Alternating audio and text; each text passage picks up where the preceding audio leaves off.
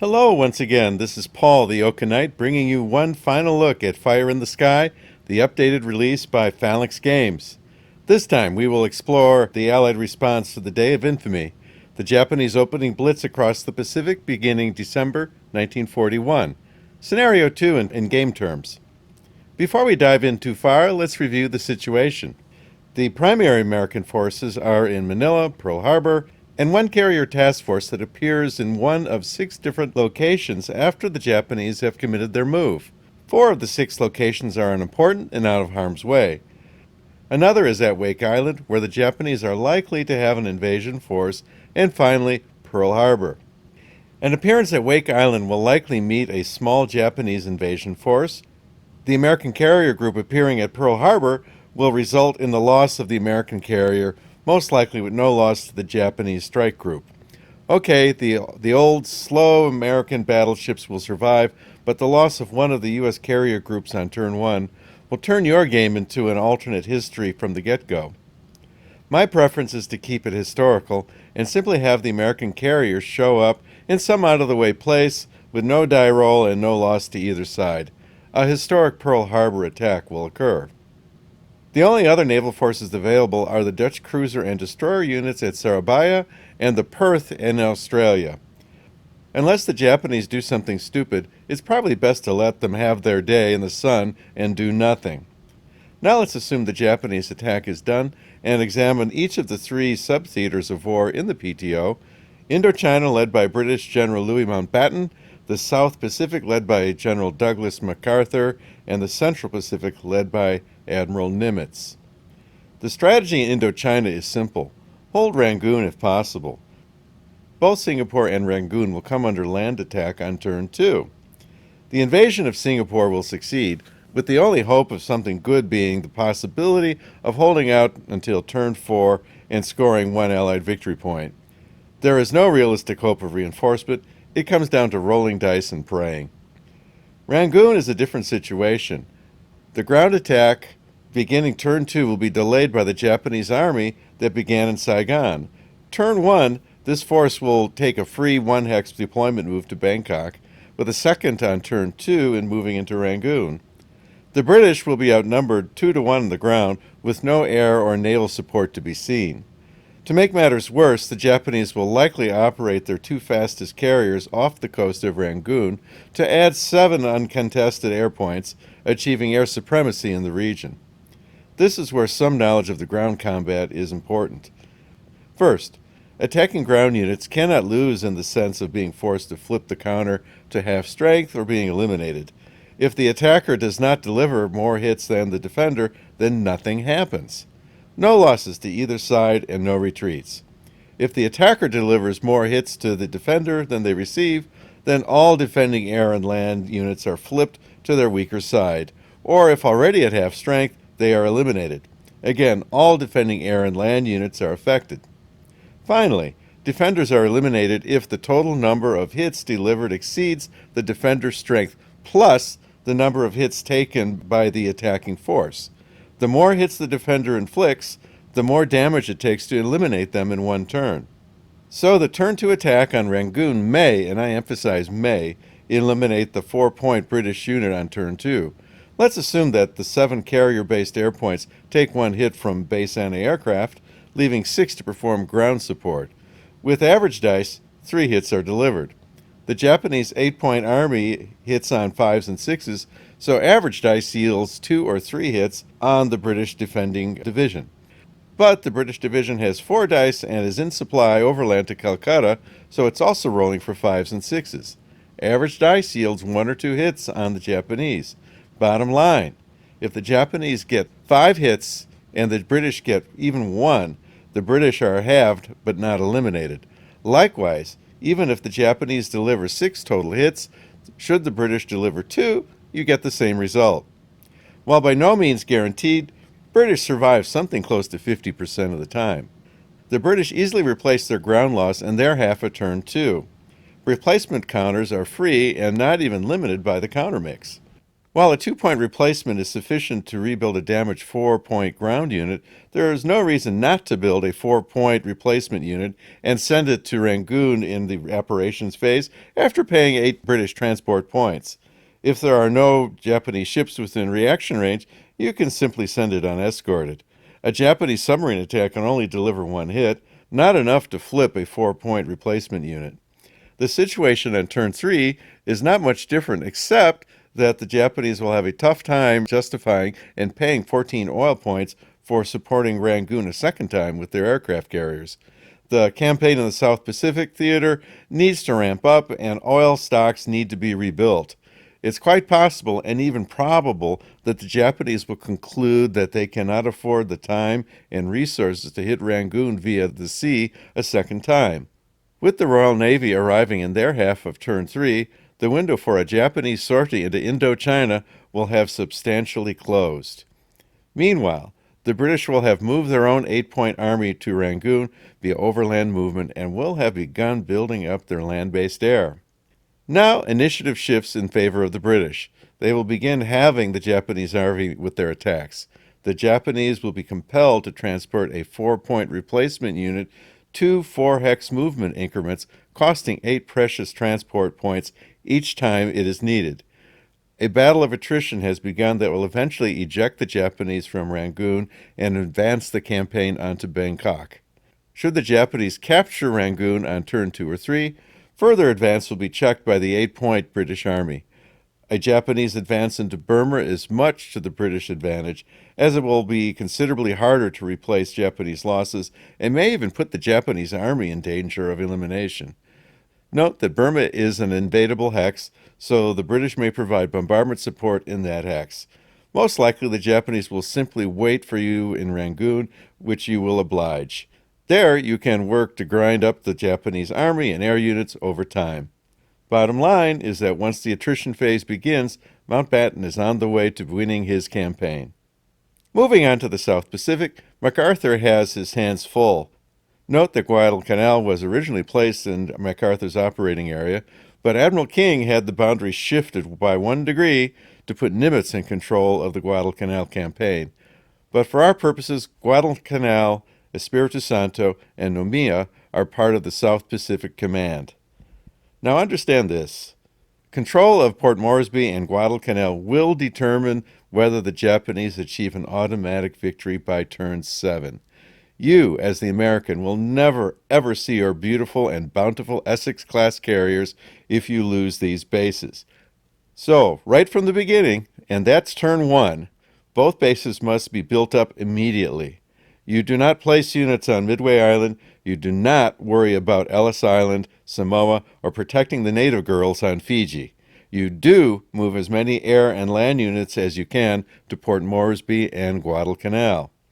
To be successful, and that means to not lose the game sometime around turn 7, you have to exploit your advantages and minimize your disadvantages. Oh man, I'm brilliant. Accordingly, bases that contain no enemy units can, airzoc permitting, receive additional units during the deployment phase at normal transport cost. Cost is determined by the base transport costs of the unit and the number of jumps it makes to get there.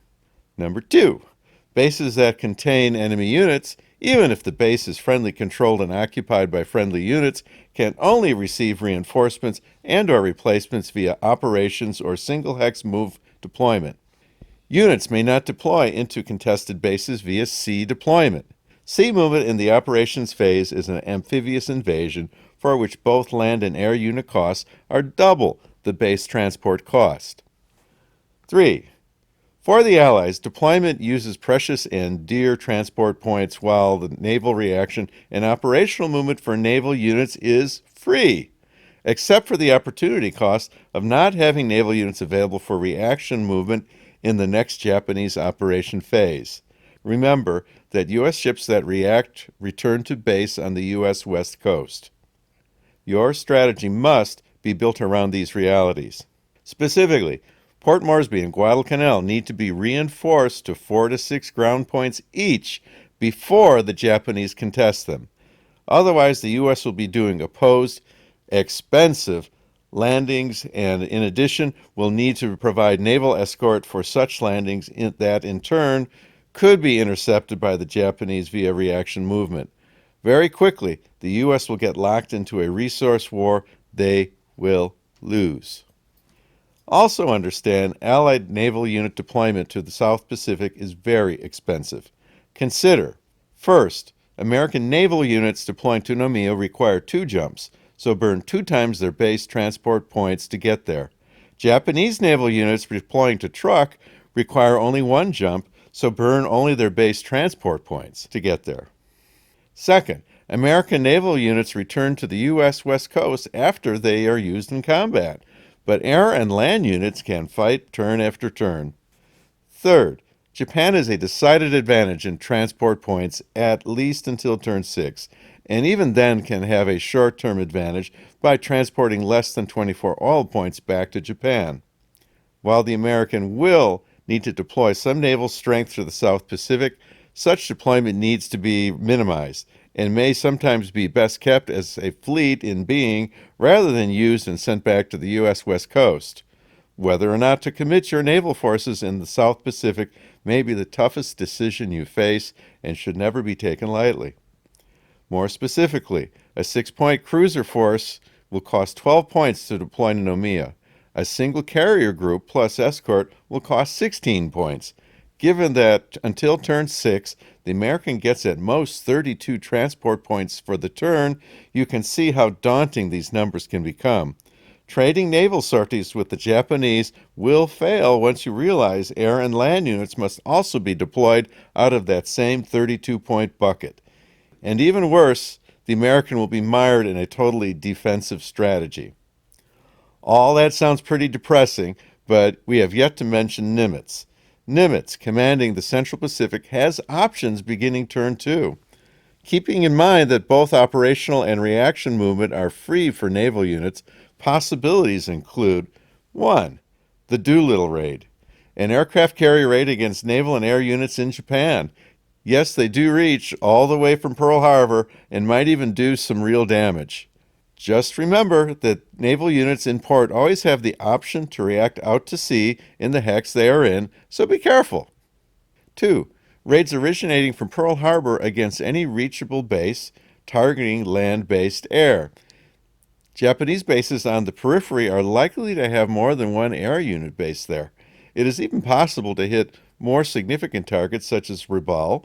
2 aircraft carrier groups, totaling 8 air points, should wipe out 1 if not 2 Japanese air units at no cost, unless the Japanese has an available naval reaction force and chooses to use it. But then you are burning Japanese oil plus whatever transport points it took to get the naval units to their advanced base. Third, invasion. A full-on counterattack against the Japanese-held bases is not only possible, but recommended. I particularly like the idea of taking the Gilberts back, as it is a major base that has the happy position of being only 1 deployment jump from Pearl Harbor. To be useful, there can be no Japanese air units covering the Gilberts with an airzoc, but a follow-on attack against the Marshalls is certainly a possibility. The base eventually becomes a major jumping-off point supporting counterattacks across the Pacific. Recall that on turn 6, Allied base stacking limits double, allowing 32 naval points to be deployed there. That's a lot of boats. Finally, raid Truk with 2 or 3 aircraft carriers should the Japanese not reserve enough oil points to react out, or there are no other Allied units within reaction range.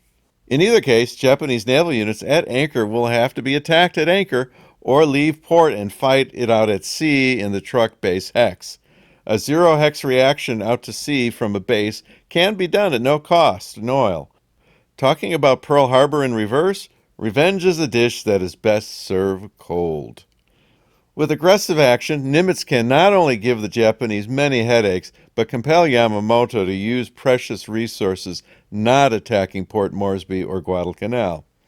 If Nimitz's threats are not countered, air and naval units may be lost and island groups may fall.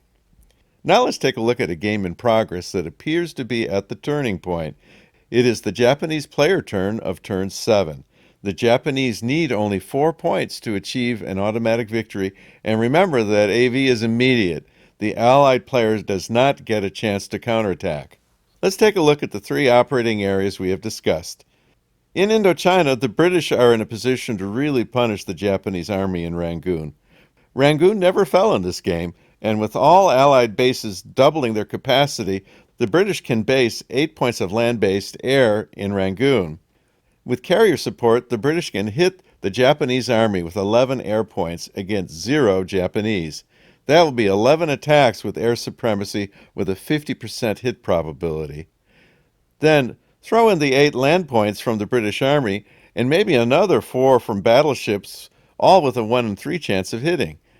The Japanese will need to spend 8 transport points every turn just to maintain their presence, with the possibility of some good dice destroying the Japanese army outright.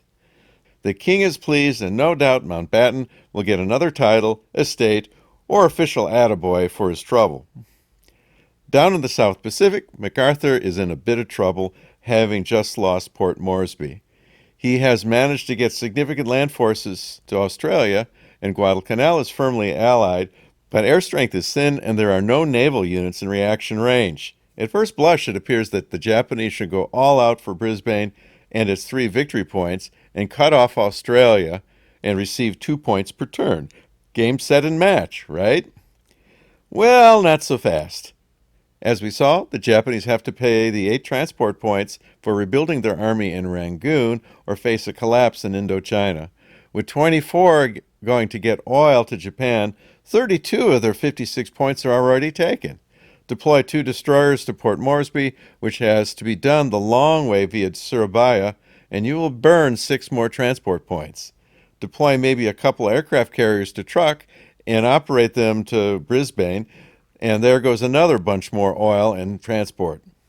And for what? The chance of destroying the full-strength U.S. 6th Army in one blow is very small. Even if the 6th Army does no hits at all, rolling its 8 dice for 6s, Japanese do have sea control and temporarily puts the unit out of supply. It will take 9 Japanese hits to kill it, with 1 more hit required for each hit it inflicts on the Japanese. Without killing the unit, the Americans are set up for an immediate counterattack by sea deployment of replacements to Townsville. The 6th Army will immediately rebuild and hit the Japanese, who will be out of supply due to air Zocs from Townsville and Espiritu Santo. Additional air units will deploy to Townsville, and 1 hex move deployed to Brisbane in the following turn, and an American aircraft carrier group can be expected in Noumea soon as well. No, either the Japanese destroy the 6th Army in 1 move and win the game, or the door will be closed behind them. Invading Townsville is not much better, with no prospect of immediate victory and the future equally bleak. The 6th Army will simply use 1 hex deployment to Townsville, pinning the Japanese in place, and build up Brisbane via sea deployment. Deploying a carrier group to Noumea should solidify the position, placing the Americans finally and forever on the offensive. So Nimitz has done his job well by attacking air bases, forcing Japanese reactions, and even taking the Gilbert Islands with its beautiful collection of bases at the cost of trading the Wasp/Hornet group for the Kaga/Akagi group. Great job, Chester. Okay, so at this point I hope I've shed some light on how the Allies can survive the first half of the war and march on to inevitable victory. If you have any questions, please leave a comment, as I do read them. And of course, if you have watched this whole presentation and are not a subscriber, please hit the subscribe button. It helps the channel and me bring you more good stuff like this. That's all for now. So this is Paul, the Yoka Knight, wishing you a pleasant evening.